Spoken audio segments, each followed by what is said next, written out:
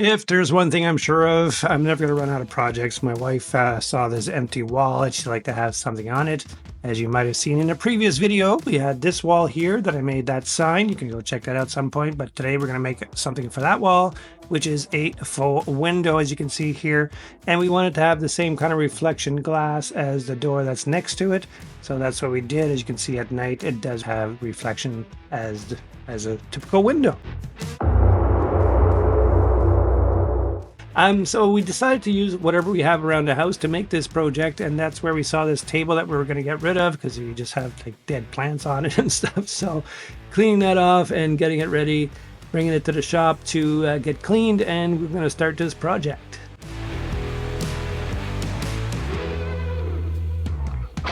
I didn't make any design for this project. I just had an idea in my head of what I think it would look nice as, like an antique type of old window. So I'm just going around the shop looking for pieces of wood to try and get an idea of what sizes to use for that. And once again, we're using the cedar boards that we reclaimed last year from an old fence in the backyard. You might have seen a few other projects we've done with these boards. I'm still quite a few, so that's what I'm using for this project here. So I'm just cutting them down to the size that I think will look nice for this window. And here I'm doing just the sort of dry fit and seeing if whether or not, it looks like it's proportional and whatnot. Again, not getting into too much detail. Now, I might see in the comments that someone might say this is not how you make a window. I'm, 100% aware of that.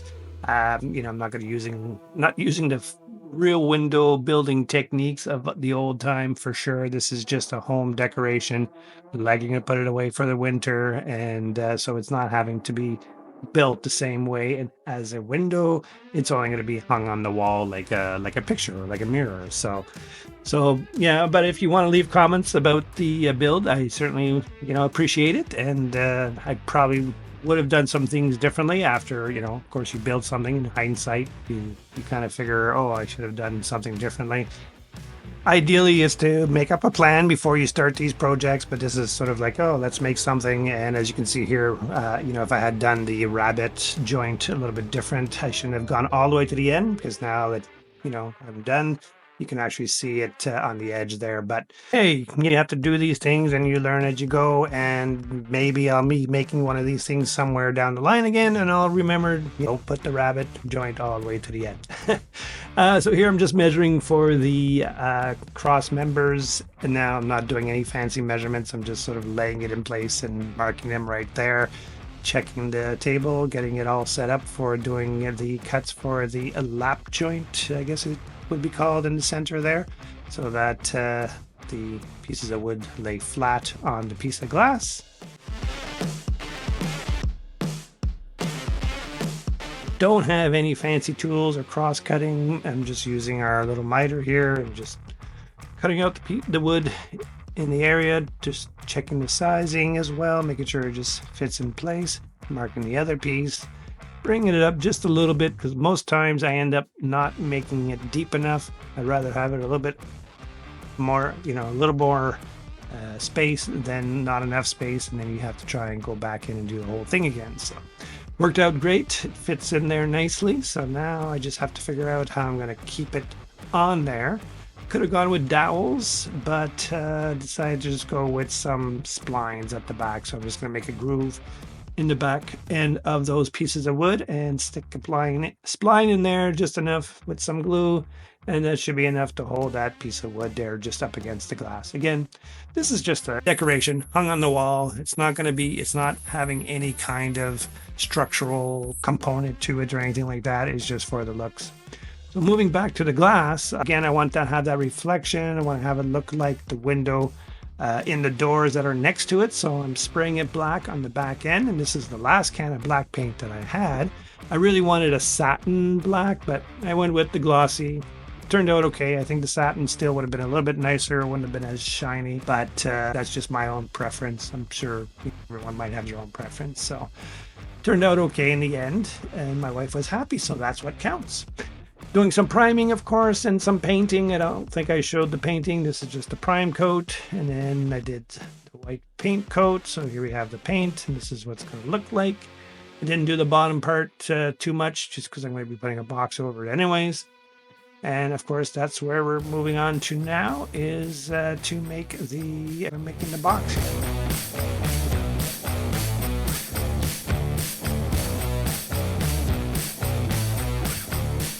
And nothing special in the way of making this box. Just, again, it's just going to be holding dry plants. We're not going to put real plants in here. We're just going to put faux, I guess, plastic plants, I suppose you would call it. Reinforcing it with some screws and putting some drain holes at the bottom. And then, of course, sanding it up, cleaning it up a little bit so that doesn't look too antique, if that's a thing. Sanding it flush.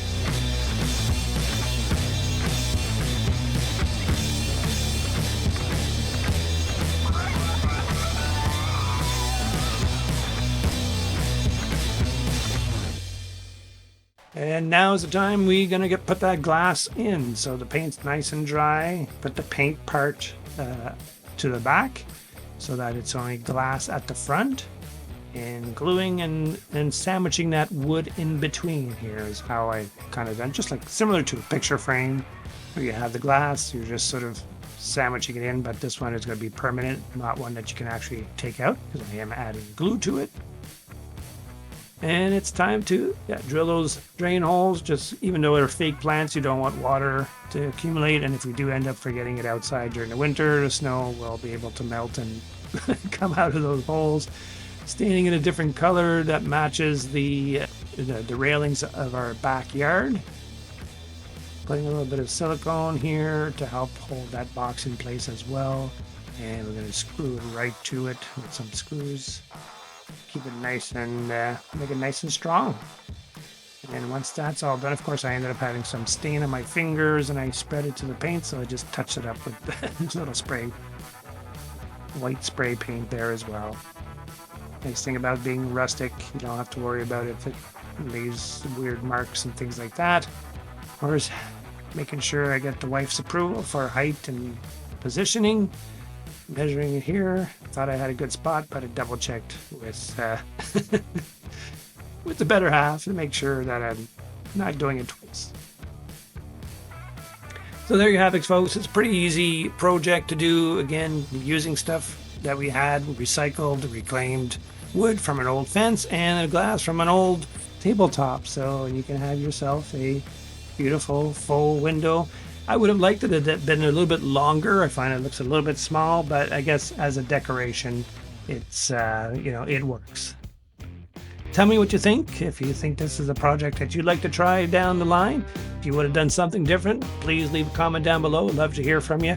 And hey, if you haven't subscribed, you'd like to see more videos like this, subscribe to our channel, hit that notification bell so you're notified every time we have a new video.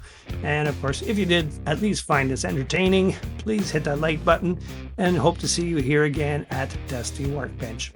Have a great day. Take care.